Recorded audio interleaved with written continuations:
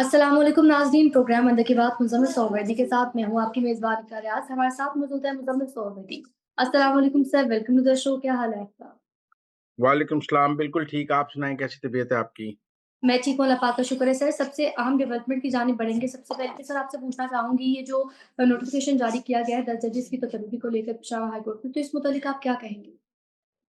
देखिए, Peshawar high court में आज वैसे तो 9 जज लगने थे, लेकिन chief justice Peshawar high court ने कहा कि 10 जज लगाए जाएँ।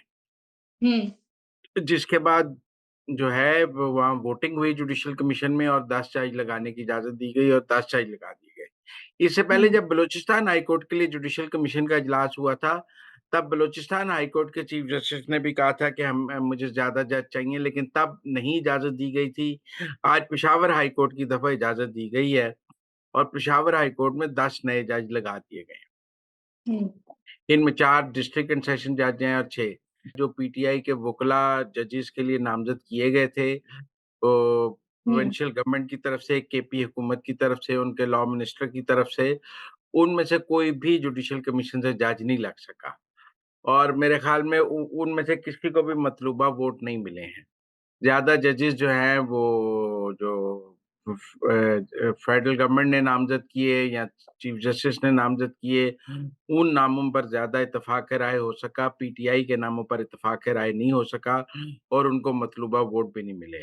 मंसूर अली शाह साहब का नामज़द करदा एक बंदा जज बन गया है।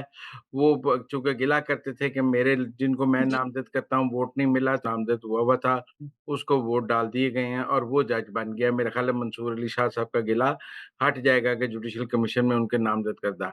लेकिन मेरे ख़्याल में जजेस की तैनातियों का जो अमल है वो बहुत तेज़ी से जारी है।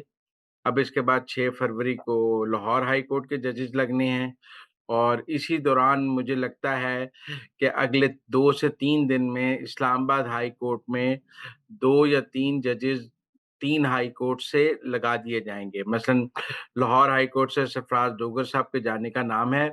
अब सरफराज डोगर साहब को इसलिए ले जाया जा रहा है क्योंकि वो मोहसिन अख्तर कियानी साहब से 6 माह सीनियर हैं। वो जून 2015 हुँ, में जज बने थे, मोहसिन अख्तर कियानी साहब दिसंबर में जज बने हैं 2015 में।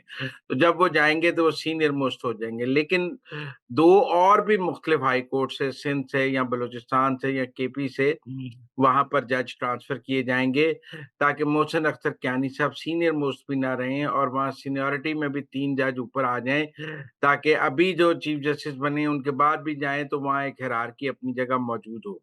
तो अगर 10 तारीख को जो जुडिशल कमीशन का इजलास है सुप्रीम कोर्ट की नशिस्तों वाला, उससे पहले इस्लामाबाद हाई कोर्ट में भी जो नए जजेस की तैनाती बज़रिया ट्रांसफ़र हो जाएगी, उसके लिए भी तमाम तैयारियाँ मुकम्मल कर ली गई हैं। तो ये जो जजेस की तैनातियाँ हैं, ये जुडिशल स्क्रिप्ट को नया लिखा जा रहा है और इसके नतीजे में हमें एक नई अदलिया और अदलिया का एक नया चेहरा नज़र आएगा। तो सर यहाँ पर ये जो बात की जाती है कि अदलिया की आज़ादी पर कदखन लगाया जा रहा है, हमने देखा सोशल मीडिया पे काफ़ी प्रोपेगेंडा बनाया जाता है कि ये अदलिया की आज़ादी को ये मखदूश करना चाहते हैं, उसके खिलाफ हैं। तो फिर अब हम देखते हैं कि एक ये भी चीज़ ट्रेंड चल रही है सोशल मीडिया पे कि हाई कोर्ट पैकिंग, हालाँकि एक तरीक़ाकार के मुताबिक चल रहा है और हमने जिस तरह देखा कि पहले भी लाहौर हाई कोर्ट में जब हमने देखा था कि 3 जजेस में से 1 जज को नामज़द किया गया था, तो ये तो कोई नई बात नहीं है। तो इस मुतालिक आप क्या कहेंगे सोशल मीडिया पर ये जो एक प्रोपेगेंडा हो रहा है? वो तो देखें पीटीआई कर रही है, उसमें ऐसी कौन-सी बात है? वो हुँ, कोई परेशानी वाली बात नहीं है। वो हुँ। होता ही रहता है। अब हम सोशल मीडिया के प्रोपेगेंडे पर तो मुल्क के फैसले नहीं होंगे ना। जी अब हाँ। तो आप छोड़ें सोशल मीडिया में तो पीटीआई आपस में लड़ पड़ी है। अब तो मतलब अज़हर मशवानी भी गद्दार है, अब तो इमरान रियाज़ ख़ान भी गद्दार है। अब तो मेरा मतलब है कि आज हलीमा आदिल शेख ने आदिल राजा के खिलाफ प्रेस कॉन्फ्रेंस कर दी है, इमरान रियाज़ ख़ान उनके खिलाफ बोल रहा है, वो उनके खिलाफ बोल रहा है। ये तो अब मेरा मतलब है सोशल मीडिया की एक जमात की जो हेजेमनी थी, वो जमात वो अपने ही हेजेमनी का शिकार होके गिर रही है और हम पीटीआई का सोशल मीडिया आपस में लड़ता देख रहे हैं। लिहाज़ा अब सोशल मीडिया की तनकीद पर तो मुल्क के फैसले नहीं होने ना। वो अपनी जगह है और मुल्क के फैसले अपनी जगह हैं। सर आगे बढ़ेंगे, बात करेंगे लाहौर बार को लेकर। तो लाहौर बार ने 10 फरवरी को इस्लामाबाद में मार्च का ऐलान किया है। तो आप क्या कहेंगे कि सड़कें एक बार फिर से गर्म होने जा रही हैं? एक तरफ पीटीआई ने ऐलान किया तो एक तरफ लाहौर बार ने पीका कानून को लेकर। देखें, ये पीटीआई का ग्रुप है वकला का जिसने ये 10 फरवरी को इस सुप्रीम कोर्ट के बाहर एहतजाज का ऐलान किया है। हुँ, असद मंजूर भट्ट साहब ने और हामिद खान साहब ने ये ऐलान किया है और ये बहुत अरसे से तहरीक-ए-इंसाफ जो है ना, वो वुकला तहरीक चलाना चाह रही है। अब उनको लाहौर हाई कोर्ट बार मिल गई है, तो उन्होंने लाहौर हाई कोर्ट बार को हामिद खान साहब इस्तेमाल कर रहे हैं।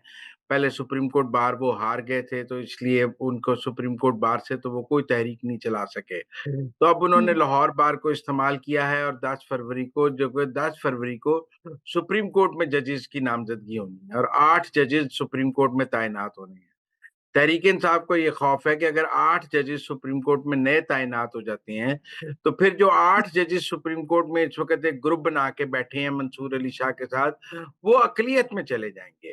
क्योंकि हुँ, दूसरी तरफ 6 या 7 लोग हैं, तो ये 8 और आ जाएँगे, तो फिर मेरा मतलब है फुल कोर्ट बना लें और जो मर्ज़ी कोर्ट बना लें, फिर कोई मेरा मतलब है बात इस तरह चलेगी नहीं।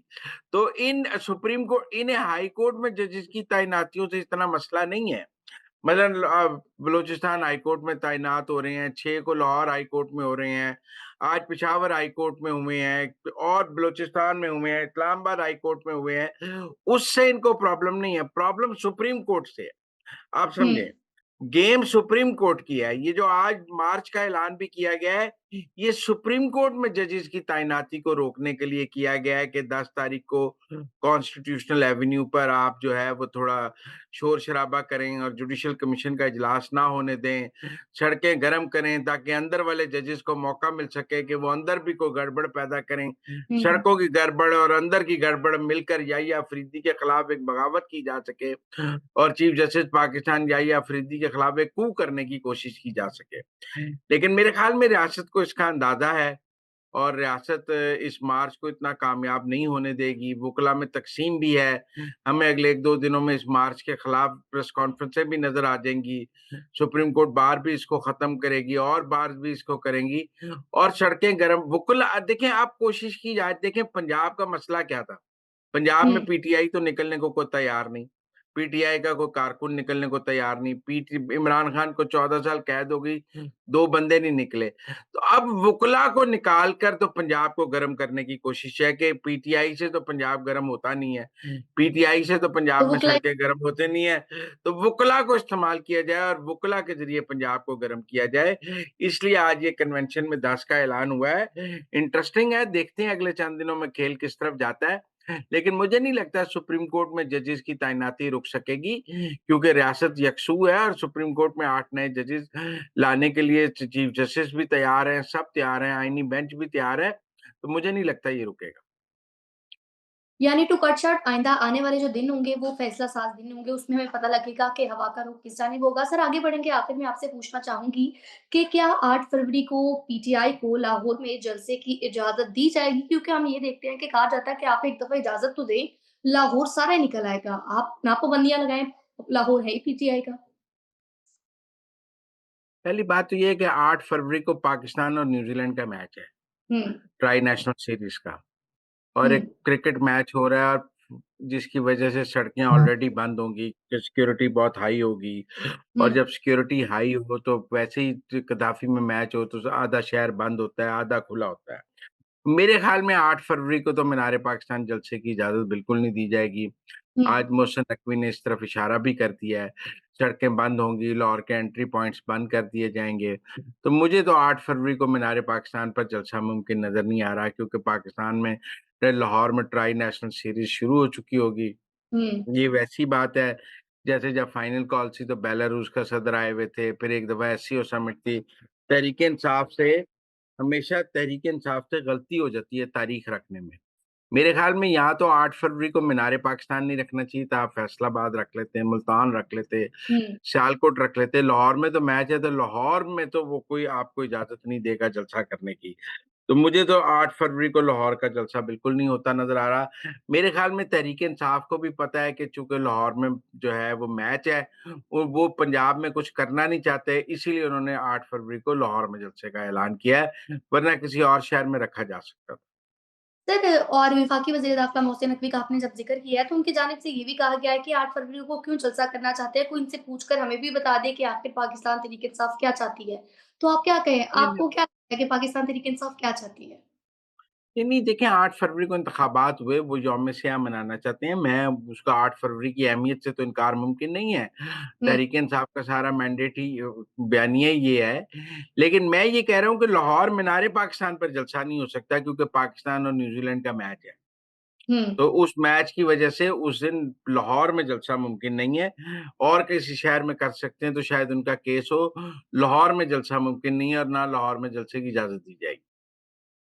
तो नाज़रीन ये थी आज के अंदर की बातें, आपसे मुलाकात होगी अगले प्रोग्राम में, तब तक के लिए आप हमें दीजिए इजाज़त। अल्लाह ने के बाद।